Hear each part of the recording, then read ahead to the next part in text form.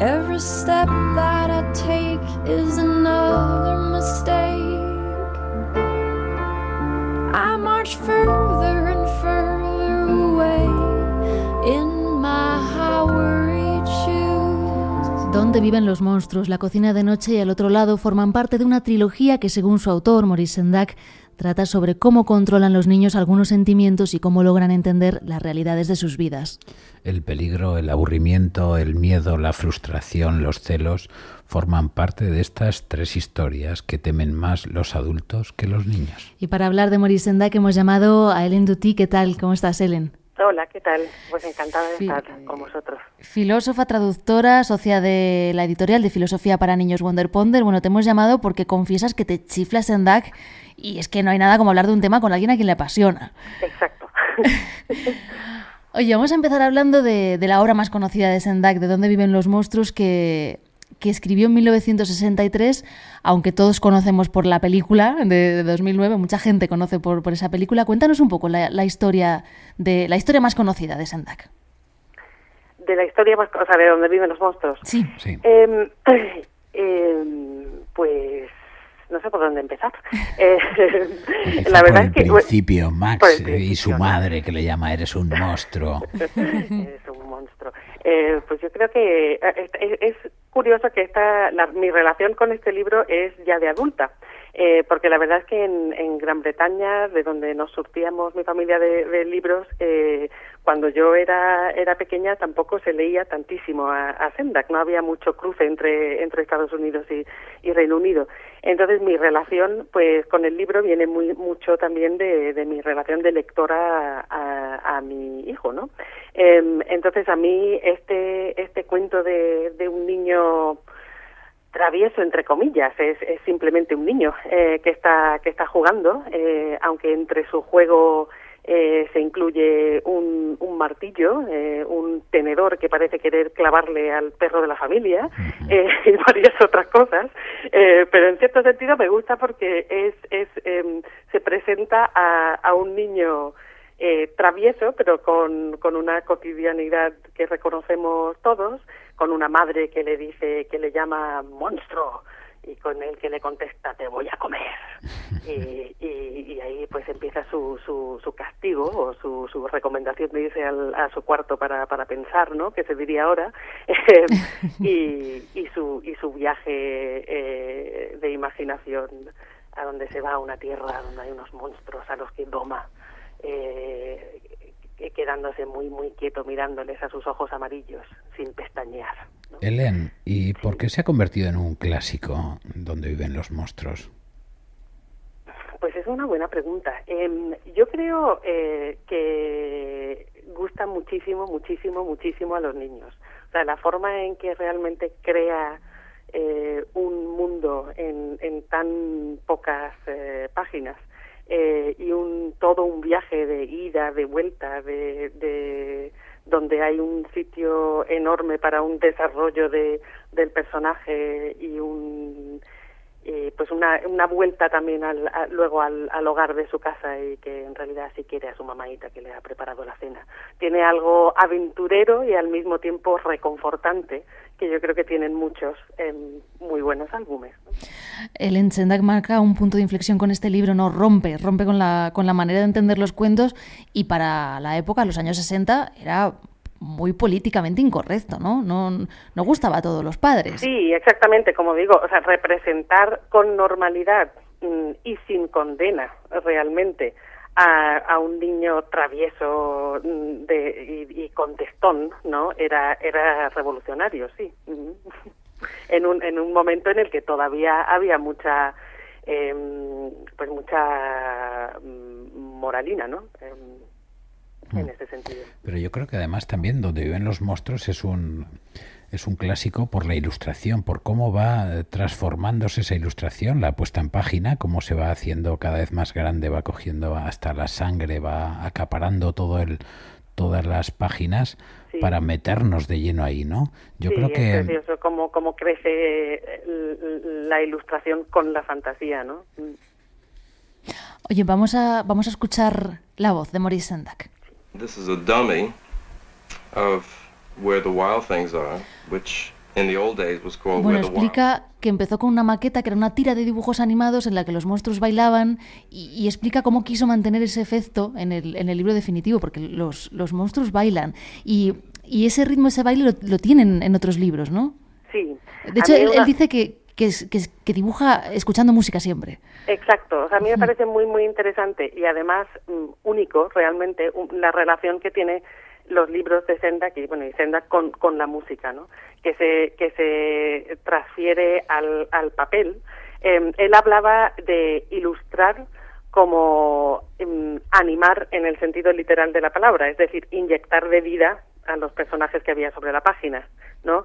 Tiene un ensayo precioso que se llama La forma de la música, The Shape of Music, y habla de cómo crear música sobre el papel, ¿no? Entonces esto era una cosa muy consciente que hacía en el ritmo de cómo se van presentando los personajes, por ejemplo, en Donde viven los monstruos, las escenas, las 3 dobles páginas que hay sin texto, donde están bailando todos los monstruos, el espacio entre un monstruo y otro, cómo van avanzando sobre la página, es que es musical, casi se oye la música, ¿no? Y te lleva, cada uno lee este libro de distintas maneras, pero todos leen esas 3 páginas centrales con música. Puede ser, se inventan la música que sea, pero hacen siempre, ¿sabes? Nosotros hacemos dum dum dum dum dum dum dum y otra cosa, pero te pide música, ¿no?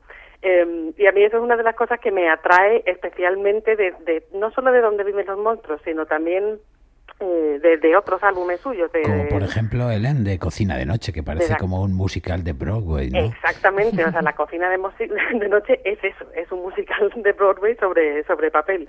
Y al otro lado también, ¿no? A mí me parece que es muy interesante lo que hace Sendak, porque muchas veces se habla del álbum ilustrado como una combinación de texto y de imagen. Pero en el caso de Sendak, yo creo que es fundamental el lado musical. Y el lado musical viene de, como hemos dicho, del movimiento sobre la página, pero también viene de la lectura en voz alta y de el trabajo minucioso que hacía con los textos.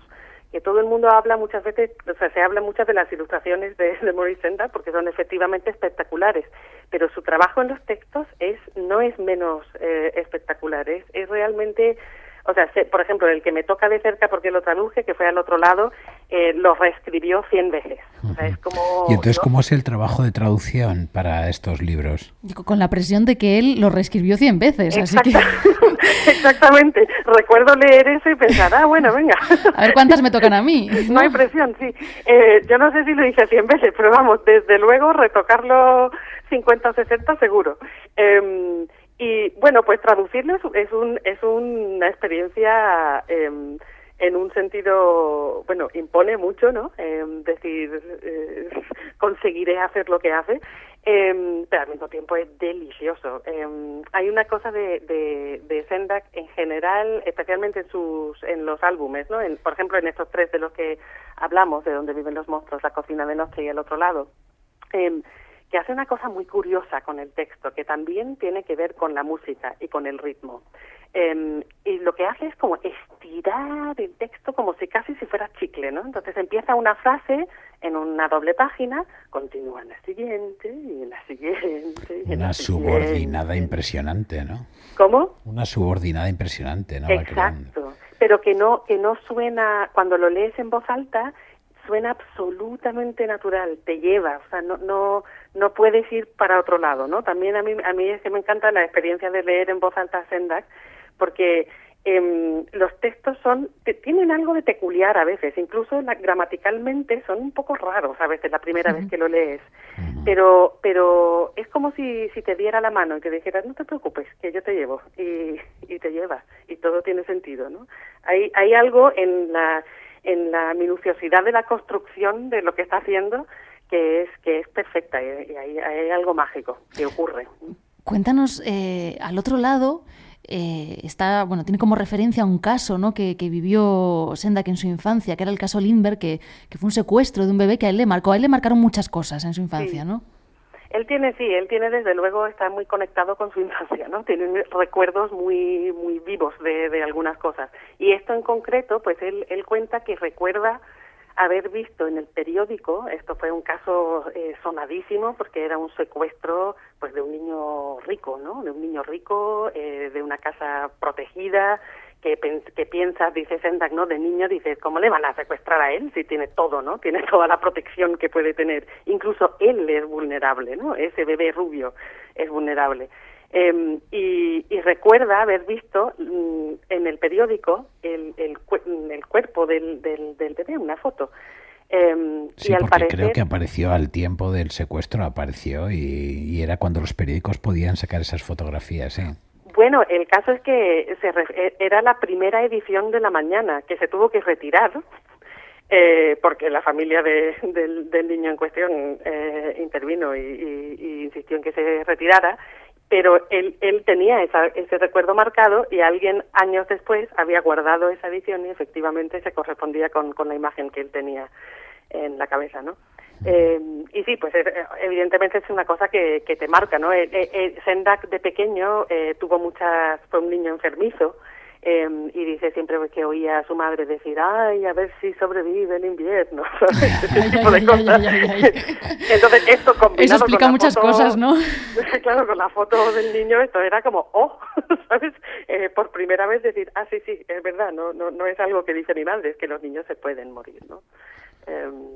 Claro, entonces, yo creo que, Helen, hablas con una dulzura de estos libros, pero en realidad el trasfondo de estos libros es un tanto peculiar, porque al otro lado, el que estamos hablando, que es el Le Marcó, es también un secuestro, ¿no? Por unos personajes un tanto especiales que aparecen y es una estética además que puede llevar a los niños a cierto terror. Pues es curioso, porque yo nunca se lo he leído a un niño que su respuesta haya sido sentir terror, nunca. A los adultos, a todos. ¿Qué es lo que nos da miedo? Porque tú dices que este libro es el único que te has planteado si leerle a tu hijo o no, ¿no? Pero al final se lo lees y va bien, ¿no? Entonces, ¿qué es lo que nos da miedo a los adultos? Porque a los niños no les da miedo. Pues a mí lo que me parece interesante es plantearnos que cuando leemos libros, nosotros aportamos muchas cosas a los libros, miramos desde nuestra perspectiva, ¿no? Entonces, por ejemplo, este libro de Al otro lado es interesante porque tiene una protagonista, que es una niña de unos 9, 10 años, es una heroína, es una niña que sale por la ventana a salvar a su hermana que ha sido raptada, y los niños pequeños se fijan en esta heroína, ella es la protagonista, ¿no? Y les parece una aventura, les parece una superhéroe, ¿no? Hay un sentido de eso. Mientras que los adultos nos fijamos en el bebé al que roban. Pero el bebé al que roban no es protagonista del libro, ella no hace nada, ¿no? Le hacen todo, no es un personaje interesante en el libro, el personaje interesante es la niña mayor.